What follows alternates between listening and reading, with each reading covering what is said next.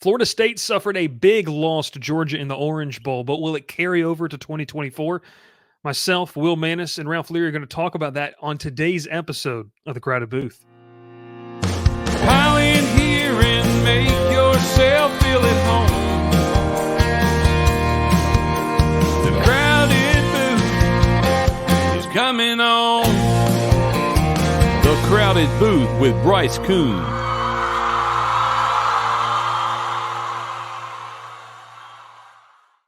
Welcome in, everybody. Bryce Koon, Will Mannis, and Ralph Leary. Hope you're having a fantastic day wherever you might be watching this or listening. Guys, we haven't done a lot of these pre-recorded videos in quite some time. We're not live. We will be live once again on Sunday night, taking a look at that national championship game, Washington against Michigan. Going to be a fun one and kind of a breath of fresh air. But hey, today we're getting ready to talk about Florida State. And look, Will, you and I talked about this on the live show the other night, that, Florida State disappointed, I think, both of us in, the effort category. We know there were a lot of opt-outs. But today we're going to talk about, does this carry over to 2024? Because that was a demoralizing loss. And, I think Mike Norvell, we can all agree here, has done a fantastic job building this program to where it needs to be. They've already been very active in the transfer portal, getting DJ Uiagalelei. As they make the march to 2024, it's going to be very interesting. So we're going to play this clip, which a lot of people really enjoyed, the speech that Mike Norvell gave post-game, and we'll kind of react to that as we roll here. So let's take a look and a listen as Mike Norvell speaks to Florida State after a tough, I wouldn't say hard-fought, but a tough Orange Bowl loss. Because in life, there's going to be a lot of things that you cannot explain, you cannot put your finger on, but ultimately, you're always going to have a choice. You're going to have a choice about what you want to do, how you want to do it, what you want it to look like. I've told you since the very first day that I came here, right?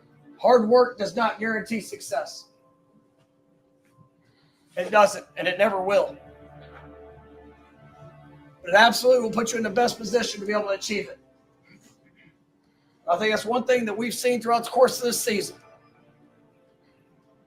We got some remarkable men that are sitting here in front of me.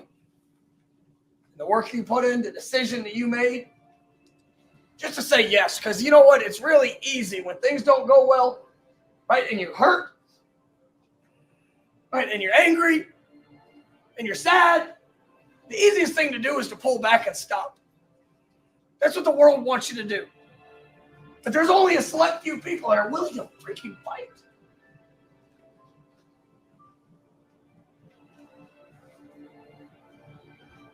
And I am grateful for you. I'm grateful for what you've done. I'm grateful for who you are. You deserve better than that. So I apologize to you. If you guys are playing your last game, you had a season that will be remembered forever. And I respect the hell out of who you are. For being in here today, for stepping on that field and going and giving everything forever. You have my respect.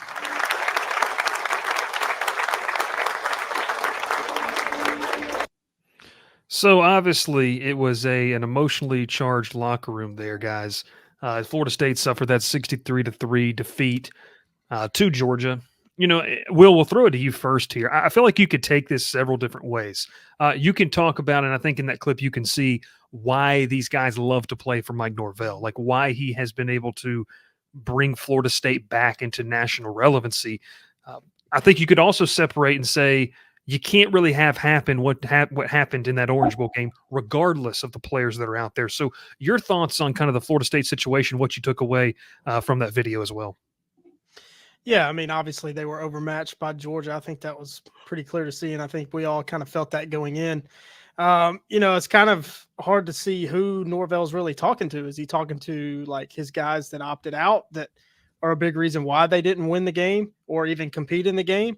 Or I mean, it's kind of hard for me to tell who that message was really to, or part of that message. I think it shows that he's I think he's still the right guy for Florida State. This doesn't change that at all. Obviously, it's going to be a huge blemish on his resume and his time at Florida State. I mean, it doesn't matter what the situation is. You lose by 60, that's never a good look.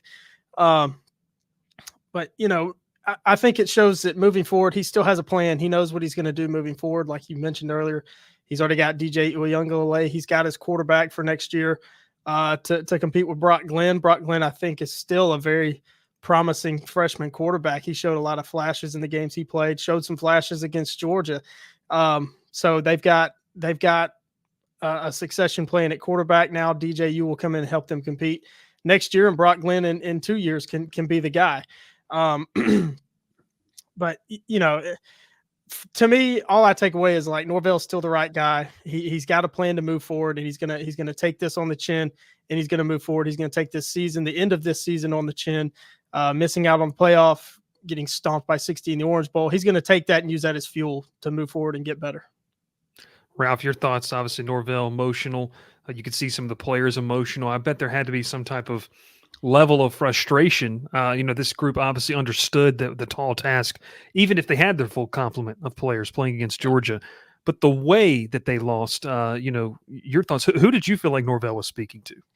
I think he's talking to the guys who stayed and the guys who opted out. I think just those two right there. Just, communicate to the guys who are going to be there next year that use this to fuel you for next year, to stay, to help bring in other guys to help out for next season, to want to win more, because obviously what you did this past year didn't really, impress anyone enough because of the injuries and everything with the playoff committee. But use that to fuel you for next year, because it hurts now, but next year when you're in the playoffs and you have a chance for a national championship, it'll feel a lot better.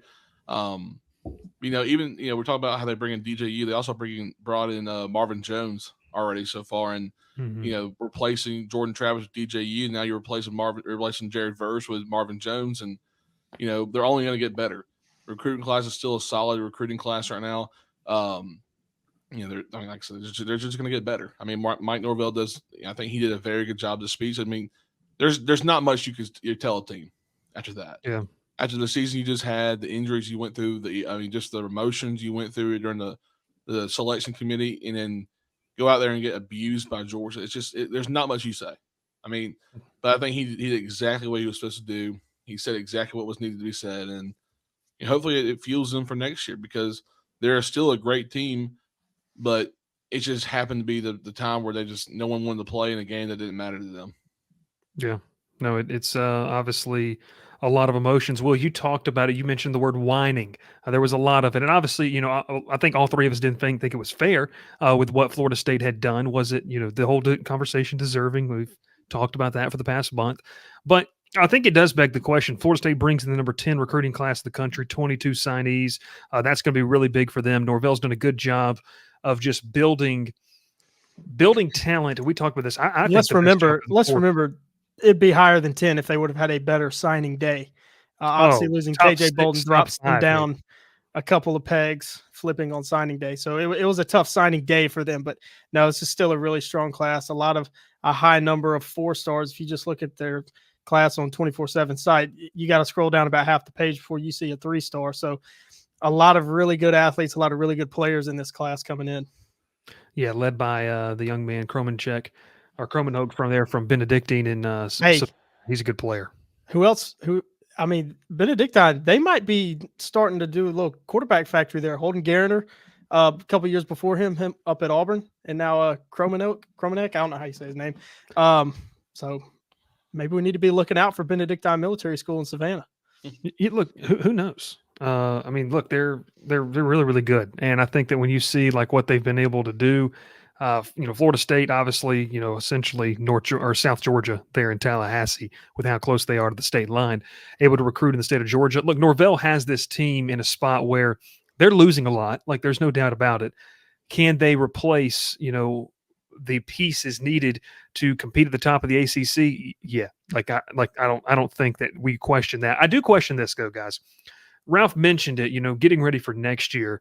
It does beg the question, do you all feel there could be a hangover for Florida State? Because this is one of those emotionally driven, now we see it kind of go into over a month span now, where there's a ton of disappointment there for Florida State. But one of the biggest things is you can't really let that linger into winter workouts, into spring ball, into the preparation for a new year. Look, we hear a lot with when teams have success of wiping the slate clean. Georgia's done it the past couple of years. We've seen Alabama talk about that. Like, it's not the same team, it's a different group.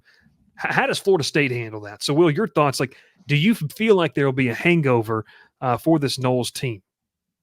Yeah, there definitely could be. And I think because of the turnover at key positions, namely at quarterback, I don't think DJU is. I don't think it's a slight on him. He's just not as dynamic as Jordan Travis is. Jordan Travis really led this team, and that offense really was the key to how explosive they were. Keon Coleman's gone. I think they're gonna need to try to find another guy like him in the portal this year, like they did last year. So especially on offense, I think they're losing too much, and I don't know that they have the dynamic playmakers already on that roster that can step in and fill the void there. And I think the same thing on defense. You know, Jared Verse, a top NFL prospect. Marvin Jones transferring from Georgia. You think he can slide in and play that role? But will he be as dynamic? Will he be a top draft prospect? I'm not sure. Those are just pieces that are really, really hard to replace. And, you know, it's, you know, I kind of feel bad for those guys having to step into those shoes because you're expected to do what the guys before you did. And I just don't know that they're the type of players that will get Florida State back up to be on the cusp of top 4. Yeah, and Ralph mentioned, I mean, look, you're asking Marvin Jones, who has played but hasn't played with a level of that, you know, that Jared Verse has, to step in and make that jump. Another guy along that defensive front that opted out of the game, Braden Fisk, was a match nightmare for opposing offenses when they faced Florida State this year. So I just think, and Ralph, we throw it to you here, I think there could be a hangover. And it'll speak volumes, I think, about where Mike Norvell has the mentality of this program. You know, when they turn the calendar, and, you know, a lot of Tech fans watch our channel when they face Georgia Tech over there in Ireland on August the 24th. But, I mean, how important is it, in your opinion, for Mike Norvell to, you know, say, hey, it's okay to be frustrated, which he kind of said in that speech, but we got to move forward because we're trying to build something special here. Yeah, I mean, that's probably the main thing to say. They are building for next year now. It's no longer, you do not think about what happened this bowl game this past season. You celebrate what y'all did this year, you know, for a little bit. Then it's go time. It's time to you know, lock in for next season, because it's going to be here. It's going to be here quick. You know, I think this past year shows enough that it can fly by. And I feel like all football season flew by this year, and we're having a national championship game next week. So, it's time to, you know, you can celebrate for a little bit. You had a great season. It didn't go out the way you wanted it to be. So you had a solid year. But now you go and you lock in. You start, winter workouts are going to start probably the next few weeks for some of these guys, and the early enrollees are already there. They already practiced during Orange Bowl practice more than likely. So you're going to see a lot of these guys. Like Landon Thomas. I think that's an incoming freshman tight end from Colquitt County who's going to be a problem. He's going to be a problem for somebody to cover because he's a very solid athlete.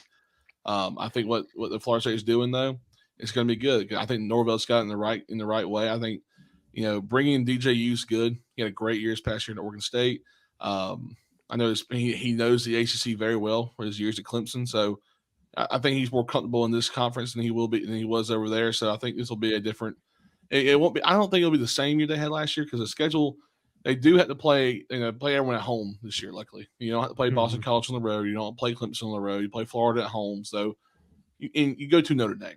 That's probably the one game you're like. That's one. You go to Miami, which who knows what that's going to be like. Yeah.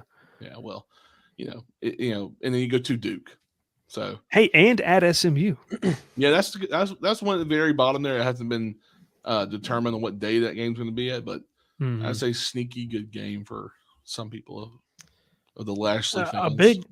A big worry for me for Florida State. Looking forward, I pulled up On Three's team ranking / breakdown. It shows their blue chip ratio. Florida State at 59.1% blue chip ratio. That's the percentage of players on roster that are 4 or 5 star. Which keeps them at the top of the ACC. Clemson right behind them at 57.1%. They have to go to Miami. Miami's only at 48%. Notre Dame at 56%. So they're right there at the top of the ACC, but we're talking about a team that wants to make the playoff, wants to compete for a national championship. Those teams, Georgia, 78%, Alabama, 76%, Texas, 82%. Oregon, you got to think will be back there with their 73% blue chip ratio. Ohio State at 70%. So, that's not the end all be all, but there's obviously a gap between Florida State and the top teams, talent wise, at least coming out of high school. So you think that they're going to have to overcome that gap. Yeah. Yeah. And look, you can't be a portal team. You can't just live out of the portal every year. Yeah. No. Well, but they're in a talk really later in good the week about spot. some teams that do that, but yeah. They're in a really good spot with a 59% blue chip ratio to go in and pluck a few guys out of the portal like they did this year and shrink that gap and get them closer to the top. Well, you look at the team they put on the field in 2023. I mean, Jordan Travis, homegrown, veteran quarterback, and played a lot of football. Benson, like a lot of these guys had played a ton of football, and then you use the portal to supplement. You bring in Keon Coleman. You bring in Braden Fisk to kind of bring that blue chip ratio. It's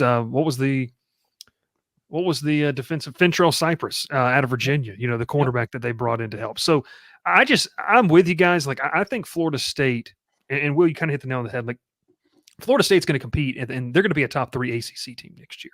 Now, look, we're projecting this with not firm scheduling, in the sense of who you're playing when, and really not knowing what the rosters are going to completely look like because portal season's obviously still underway and will be until May, really, truly, after spring ball kids can enter. So, but I think that if the worst case scenario here is that Florida State goes like 8-4, because now everyone's going to look at you and say that was an anomaly. Like, you had one really, really good year under Mike Norvell, and progress is not always linear. And I'm not saying they have to go 13-0 to prove what we're trying to say here today, but they go 12-1, or I should say 11-1. Win the ACC 12-1, you're in the playoff. Like, next year, you get a bye, and you get a bye. Well, so that's possibly at 12-1, you would think they'd get a bye, but yeah. Well, 13-0, you would have thought they got in the playoff. There's a lot of things. You would have thought. Will's best friend, Boo Corrigan. I think in terms of the hangover aspect, man, you just can't let it affect you. It was wrong, in certain many different ways. If you do, it kind of brings us in as we wrap it up here. You really have to start kind of questioning, is there a culture issue? Because I'll even say this, like, Will, you mentioned the blue chip ratio. I don't care what the other team puts on the field. You can't lose 63-3 in a bowl game. Yes, like, even if you don't have 24 of your starters, like, that just can't happen. And I think part of it can be blamed on where we're going in college football, but part of it has to be responsibility. And Mike Norvell took that. Will, I mean, how do you fix that? That's probably a whole other podcast episode, but in the scope of Florida State, is that an issue to you of how badly they just got beat? Because look, if it's 38-17, we're like, okay, makes sense. Mm-hmm. If your backups are 60 points worse, that's a problem. Yeah. Their backups aren't 60 points worse. Georgia had a lot of players out too. Obviously, not as many key players out that Florida State had, but it's not really fair to the easiest team to compare them to in this situation is Georgia because they were in the same boat. But that's not really fair because you're talking about a top 1, 2, 3 culture in the country in Georgia and comparing to Florida State. That's not really fair. Obviously, Kirby Smart been in his job at Georgia longer than Mike Norvell has at Florida State. So to compare him directly to Georgia is not really fair. But I mean, this will probably be the toughest offseason for Mike Norvell, probably in his career, to get up off the mat. You go 13-0, you should be in the playoff. You get left out, then you get smacked in a bowl game. Everybody's questioning you. It's just, how do you respond? And this is really a wait and see. If they come out and they stumble, I mean, even if they do go 8-4, but if they're competitive and they just clearly don't have the talent that they had this past year, nobody's really going to question the culture there. Especially depending on who they beat. Obviously, got to wait on how the schedule shakes out. But, I think it's too early to say that there is a culture problem there. The fact that Norvell took responsibility tells me a lot that the culture is in a good place there, at least with him at the top. And that's where it starts with every program. So, we got to wait and see what they look like next year and how they respond in the portal, how they respond recruiting over this, until next season starts, then how they play next season. Yeah, Florida State going to be playing Georgia Tech in Ireland on August 24th. That'll be the next chance folks get to see the Noles live in action. And you're going to learn a lot about where this team's kind of sits in the mentality. You would like to think that it's not an issue, but I think that if you see this team, have that hangover, or you see this team kind of, have, I don't want to say if they go 10-2, we're going to say there's a culture issue. If you go below 9-3 in the ACC with Florida State's roster and the coaching staff they have there, that's going to be a problem for me. But hey, we'll talk about that and more. We're going to mention portal teams. We're going to talk Ole Miss later, in the next coming weeks. We're going to talk Auburn. We're going to talk Georgia. We're going to talk Georgia Tech, that and more. So stay tuned to the channel. My name is Bryce Koon. He's Will Mannis. That's Ralph Leary. We'll see you next time here on the Crowded Booth. Pile in here and make yourself feel at home.